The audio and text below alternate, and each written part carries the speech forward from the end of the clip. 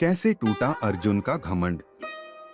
भगवान श्री कृष्ण के प्रिय मित्र अर्जुन के हृदय में एक बार अभिमान आ गया। अर्जुन ने सोचा कि अपने स्वामी और मित्र के प्रति प्रेम और भक्ति में कोई भी उसकी बराबरी नहीं कर सकता। सर्वज्ञ भगवान श्री कृष्ण अपने मित्र के मन की बात समझकर एक दिन उन्हें सैर पर ले गए।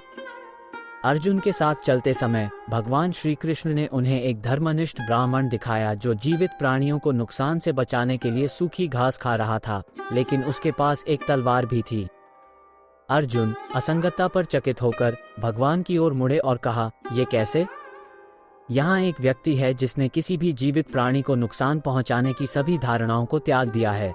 वह सूखी घास खा रहा है, जबकि वह अपने साथ एक तलवार जो मृत्यु और घृणा का प्रतीक रखता है।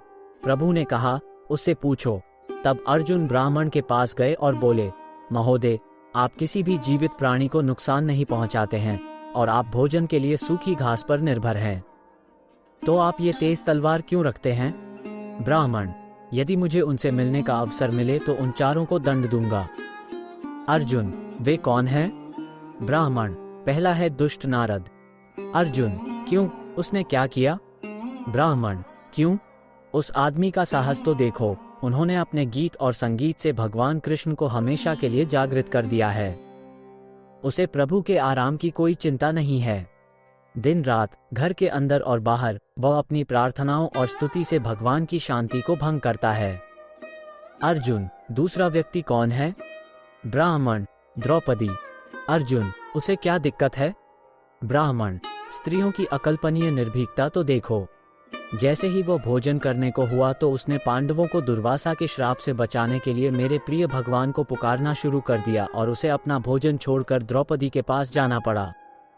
और उसका दुस्साहस यहाँ तक पहुँच गया कि उसने मेरे प्यारे प्रभु को अपने भोजन के अशुद्ध अवशेष खाने के लिए भी मजबूर किया। अर्जुन, तीसरा कौन है? ब्राह्मण, हृदयहीन प्रहलाद।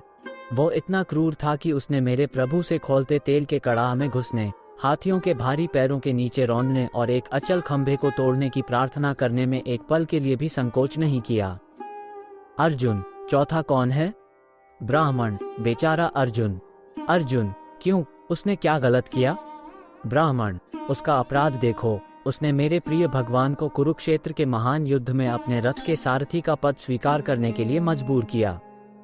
अर्जुन उस गरीब ब्राह्मण की भक्ति और प्रेम की गहराई को देखकर चकित रह गया और उसी क्षण से उसका घमंड गायब हो गया और उसने खुद को भगवान का सबसे बड़ा भक्त समझना बंद कर दिया।